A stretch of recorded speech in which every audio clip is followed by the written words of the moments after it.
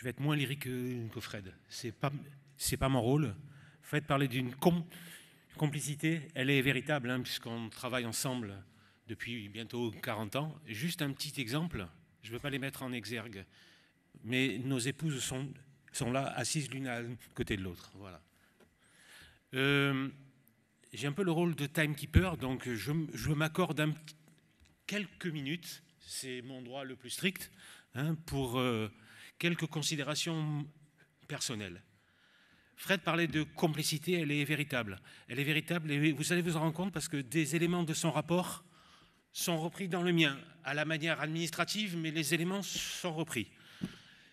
Deuxième chose personnelle, c'est la 76e AG de la Fédération. C'est la première fois qu'elle se déroule dans le département des Alpes-Maritimes. Alors, j'y ai participé au début, parce que mon rôle national et mon ex-rôle de président du CODEP des Alpes-Maritimes a fait que j'ai œuvré, mais j'ai très vite arrêté. Ça a été repris par une équipe dirigée par mon ami Bernard Roux, qui est là, avec son bandana jaune. Ils ont tous des bandanas jaunes. Et vous avez fait un travail superbe, je vous en remercie. Enfin, la fédération vous en remercie, mais personnellement, je vous en remercie. Troisième point personnel, je souhaite remercier tout particulièrement les présidents de commissions nationales, les actuels, on ne va pas dire anciens parce qu'ils sont encore en fonctionnement, les actuels et les futurs. Les commissions sont les forces vives de notre fédération. Pour ceux qui ne connaissent pas mon cursus, j'ai été président de commission régionale pendant 15 ans. À ce propos, je suis super content que mes deux présidents de comités régionaux successifs soient dans la salle. Merci Roland, merci Alex. Puis président de commission nationale pendant 4 ans. Donc je pense être bien placé pour mesurer l'investissement qui est ceux des gens qui œuvrent dans toutes nos commissions. Donc allez, on passe au vrai rapport. En tout premier lieu, 4 ans sont passés. Il n'y a pas de retour là. 4 ans sont passés, une Olympiade. Ce rapport est celui des activités d'une année, mais donc un bilan de 4 ans. Il est celui d'un élu, c'est-à-dire moi, mais aussi de tout le personnel salarié de la fédération.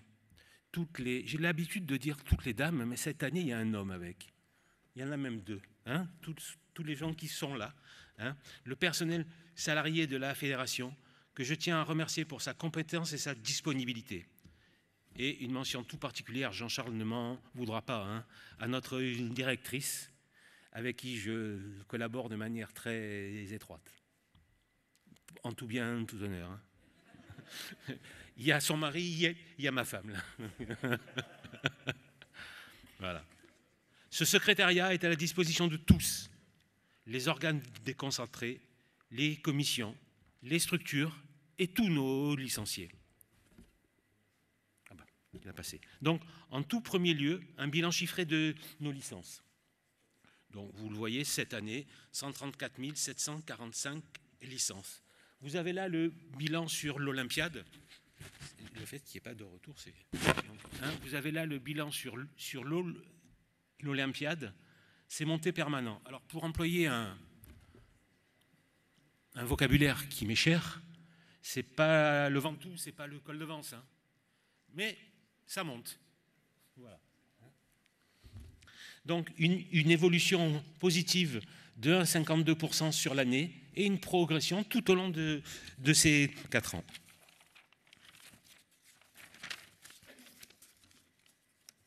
« 134 000 », voilà, le fait de ne pas pouvoir diriger le truc. Donc, 134 745 licences au total, qui se répartissent ainsi pour les licences pratiquants. 121 336 adultes, 8 989 jeunes, 4 012 licences enfants. Alors vous avez là l'évolution sur 4 ans des licences jeunes. Il y a la même, elle ne figure pas sur le slide, mais pour les licences enfants, c'est à peu près la même chose, si ce n'est qu'au lieu d'évaluer... Voilà.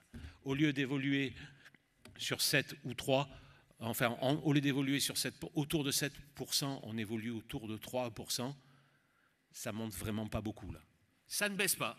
Ça ne baisse pas, mais ça ne monte vraiment pas beaucoup. C'est juste le dénivelé de la promenade, là. De la promenade des Anglais, hein. Pour ceux qui ne connaissent pas. C'est peut-être un des facteurs par lesquels on pêche tous. Un des facteurs par lesquels on pêche tous, c'est qu'on a, on ne va pas dire une perte, mais on n'augmente pas la part de licences jeunes et de licences enfants. La répartition par sexe.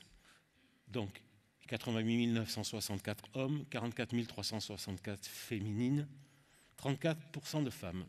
Alors, exactement 33,97. Hein, voilà. Mais c'est bien de dire 34. Bon, ça grimpe aussi, doucement. Un chiffre que vient de me citer Richard, quand on était à la table, c'est en 2012, c'était... Voilà. Bon, voilà.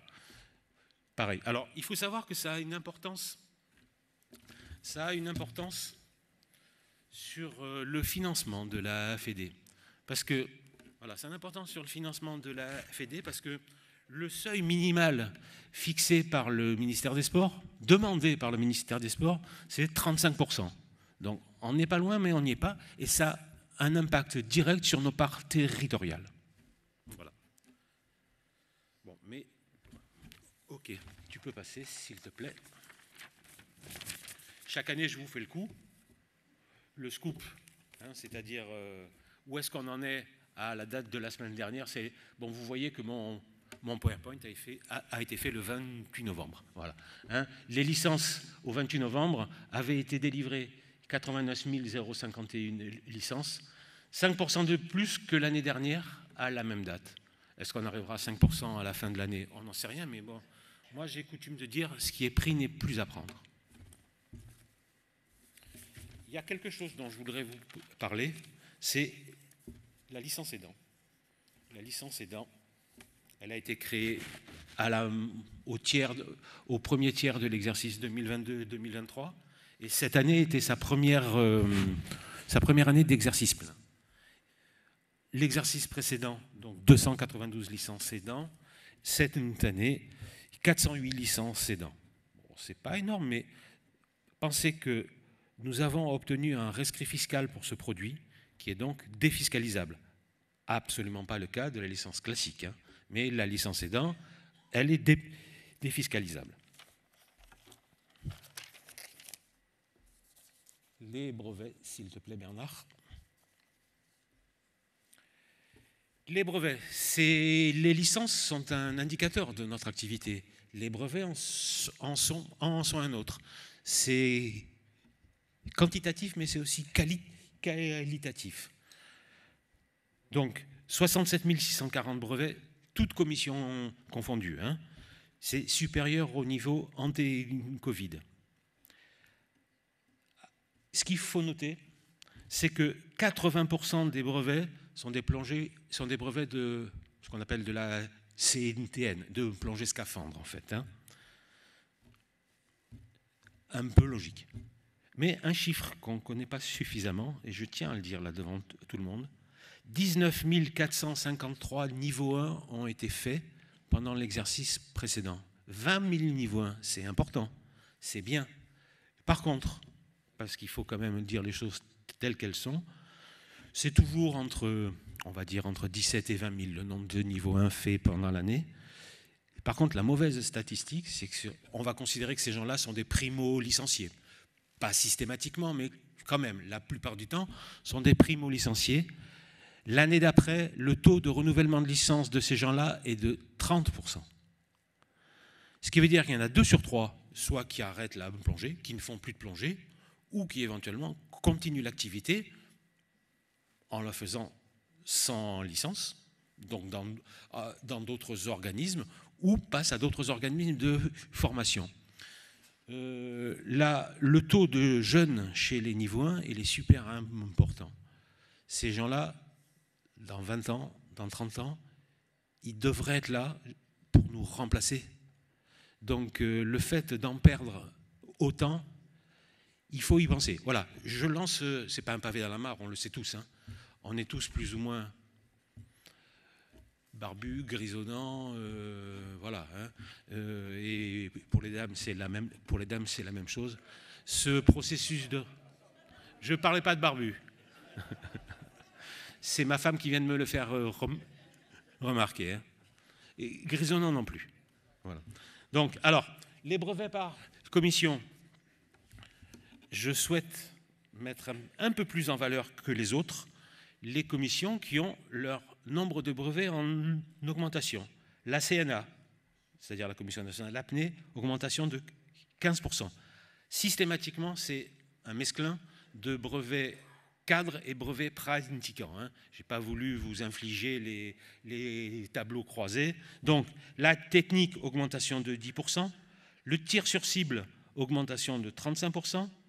Biologie, environnement, augmentation de 11%. Le hockey sub, 38%. L'archéo, 12%. L'orientation, 320%. La pêche sous-marine, 297%. Voilà. Je souhaite vous donner un chiffre qui me fait plaisir. Le nombre de passes découvertes a augmenté de 162% sur l'exercice précédent. Le pass découverte, c'est quoi? J'espère que vous le savez tous. Il n'y a plus de pack découverte, hein. Ça c'est fini. Le pass découverte, c'est un produit qui est facile à délivrer, puisqu'en fait il se délivre par l'interface club structure, en fait, hein, directement. C'est un ATP, facturation simple directement par le siège. Donc voilà, c'est facile, qui permet de couvrir en assurance quelqu'un pour 3 activités de notre fédération. Ça peut être 3 baptêmes scaphandres, mais ça peut être un baptême scaphandre, un baptême apnée, une initiation bio et une initiation photo. Je ne peux quand même pas, c'est quand même pas moi qui vais oublier ça. Et qui répond à un véritable besoin.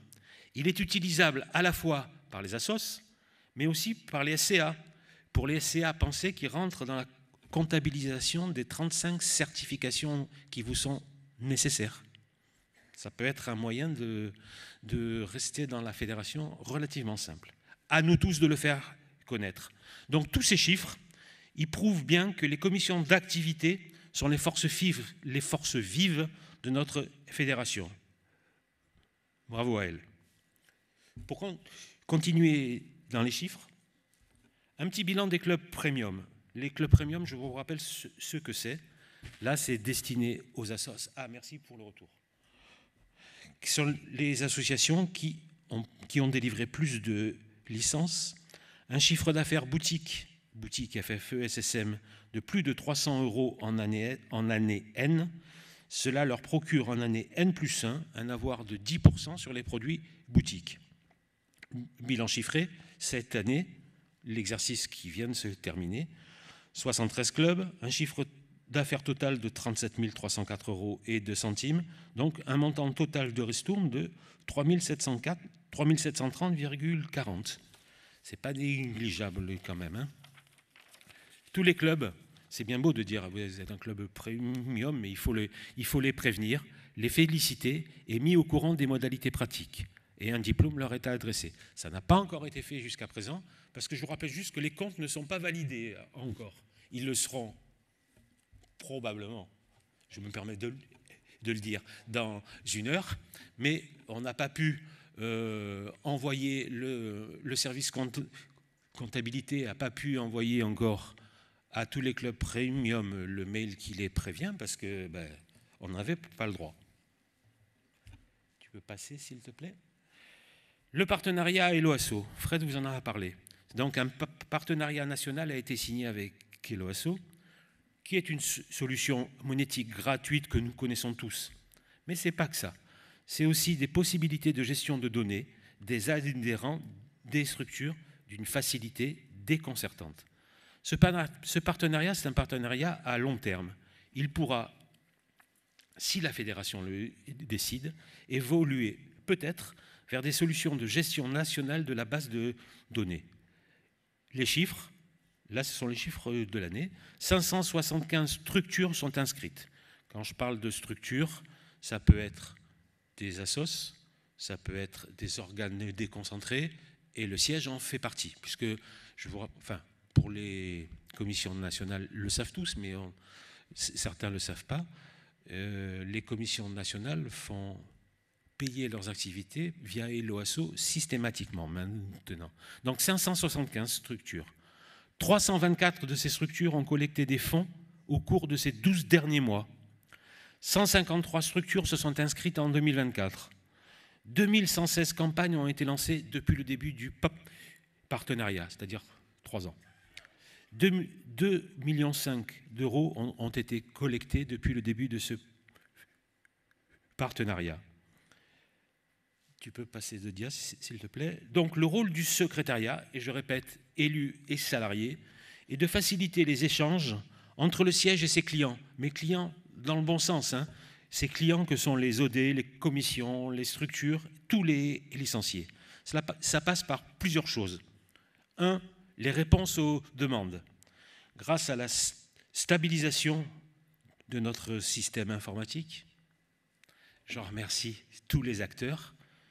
Le comité directeur dort mieux depuis quelque temps, hein, de notre système informatique. Le nombre de demandes est en diminution. Pour y répondre de la manière la plus efficace possible, un outil de gestion, ça s'appelle Zendesk, mais bon, ça c'est anecdotique, a été mis en place par notre prestataire et les demandes insatisfaites diminuent beaucoup. Deuxième axe, la communication. Je ne parle pas de la communication globale, hein, je parle de la communication du secrétariat.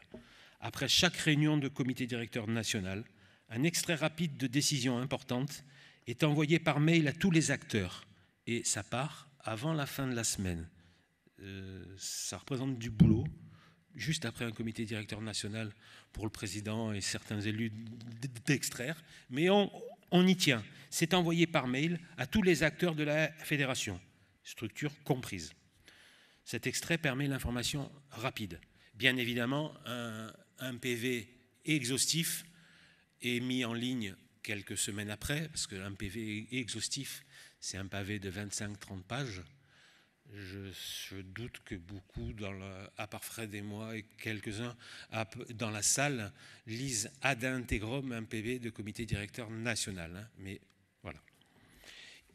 Ils sont, par contre, systématiquement téléchargeables sur l'espace de la fédération. Une newsletter mensuelle à destination de tous les licenciés est envoyée par courriel chaque mois. Les sujets sont variés, traite de sport, de plongée, d'actualité, et choisis pour intéresser tous nos licenciés. Bernard, si tu peux passer. Depuis cet été, nos réseaux sociaux ont été redynamisés et fonctionnent de nouveau très bien. Et je remercie notre prestataire qui est par là. Enfin, à moins qu'il soit sorti boire un café, mais voilà. Je le remercie. Pardon, Jean-Charles. Et merci, Jean-Charles. Tu peux changer. Donc, le subaqua numérique, Fred vous en a parlé. Depuis le 1er septembre, la revue fédérale est disponible aussi en version numérique enrichie. C'est numérique soit, mais ce n'est pas que c'est pas un calaméo de la revue papier. C'est pas que ça. Il y a du contenu enrichi. Les formules d'abonnement sont variées, payables en ligne systématiquement. Les formules, c'est papier plus numérique, la formule complète, papier uniquement, numérique uniquement. Et Fred en a parlé, mais c'est particulièrement important. Tous ces abonnements sont de nouveau disponibles dès la prise de licence, dès la délivrance de licence par le responsable de la structure. Cette possibilité qu'on avait tous vécue avant, hein, c'était la personne qui faisait les licences qui abonnait les gens. Et cette possibilité, pour cause de crise informatique, hein, en 2019 avait été abandonnée avec le nouveau SI. Ça avait entraîné une chute, j'ai marqué conséquente, mais en fait c'est plus dramatique du nombre des abonnements. Je crois que c'était le chiffre, c'était voilà, c'était divisé par 2. Entre 2019, de 2019 à 2020, la courbe était là, c'était une descente forte. Hein, c'est une descente à 40%. Hein. Donc, le premier mois du rétablissement de cette possibilité, Fred vous l'a dit, mais je le redis, a vu une hausse de ces abonnements de plus de 200%, et, puisque moi j'ai les stats, on en est à 190%. On continue sur le même, plus 190%. Tu peux passer, s'il te plaît, le carnet de plongée numérique. Bon, vous voyez que je mouille le maillot. Hein. Enfin, le maillot, là, une combine. Hein. Donc, les différents outils numériques font partie des traceurs qui faciliteront l'intérêt des jeunes pour nos activités. Ce carnet numérique, après je vais développer, ne pourra fonctionner si les prescripteurs que nous sommes, les prescripteurs que nous sommes, je parle de nous en tant que moniteurs de plongée. Je peux vous assurer que j'encadre dans une structure où on accueille des jeunes, c'est une structure, une assoce de bord de mer. Les jeunes, quand vous leur vendez, ou nous on le donne, le logbook de la Fédé, qui est rémunérateur, je suis d'accord. Hein. Ils vous disent, mais vous n'avez pas une version numérique? Bon, je temporise. Mais ça pourra marcher que si les prescripteurs que nous sommes tous, enfin que les moniteurs qui sont dans la salle sont là, sont conscients qu'il faut le pousser. Voilà. Hein. Donc, depuis un an, le travail a été lancé sur 2 axes. Le premier axe, c'est la remise à niveau et la refonte de l'interface graphique du carnet de plongée web. Hop, non.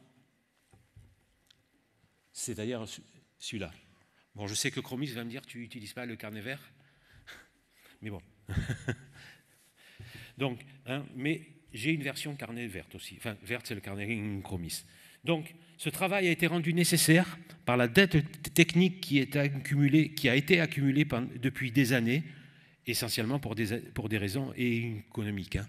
Quand la Fédé avait du mal à survivre, eh ben, c'est quand même que du plus. C'est du plus important, mais ce n'est quand même que du plus. Donc, premier axe, la mise à niveau du carnet de plongée web. Deuxième axe, c'est là-bas, la création d'une application smartphone en iOS et Android. Le carnet de plongée numérique, quelle que soit la version, permet de choisir entre 3 types d'activités. Vous avez donc plongée, c'est la plongée, apnée, rando. Sur le plan timing, la première partie, c'est-à-dire la remise à niveau, a occupé les 3 premiers mois de l'année, et puis après, on a pu lancer les travaux sur l'appli. L'appli, elle est prête à être lancée. Sur mon téléphone, je l'ai. Elle est ce qu'on appelle en staging, elle fonctionne. Mais voilà, à cause de son interface, ou grâce ou à cause de son interface permanent avec le carnet web, nous sommes retardés par nos partenaires informatiques habituels, avec qui, pour le moment, on est pieds et poings liés, et on le sait tous là, ce n'est pas les plus réactifs du monde. Voilà. Sur le plan timing, je vais vous donner des informations précises. L'appli doit être lancée début 2025. Salon de la plongée. Moi, ce que j'ai le timing qui a été donné aux prestataires, c'est le salon de la plongée dans sa V1. La réflexion est déjà en cours pour une V2 qui permettra d'y intégrer le carnet naturaliste, c'est-à-dire la partie Chromis, l'import des carnets de plongée de sources externes, si possible via une application tierce, l'interfaçage avec les ordi de plongée. Oui, je sais. C'est pour ça que j'ai mis « si possible ». Ça se discute, voilà. Si tu peux passer. Alors, voilà, je finirai. Les assemblées générales futures. Décembre 2024 vont Antibes nous accueillir. Annecy nous accueillera en 2025. Et en 2026, ce sera le Futuroscope à Poitiers. S'il y a des codeps qui sont là, qui se sentent des ailes pour 2027, venez nous voir, il n'y a aucun souci. Je terminerai en souhaitant à tous les membres de notre Fédé, les membres de la famille, une belle année et je vous remercie de votre attention.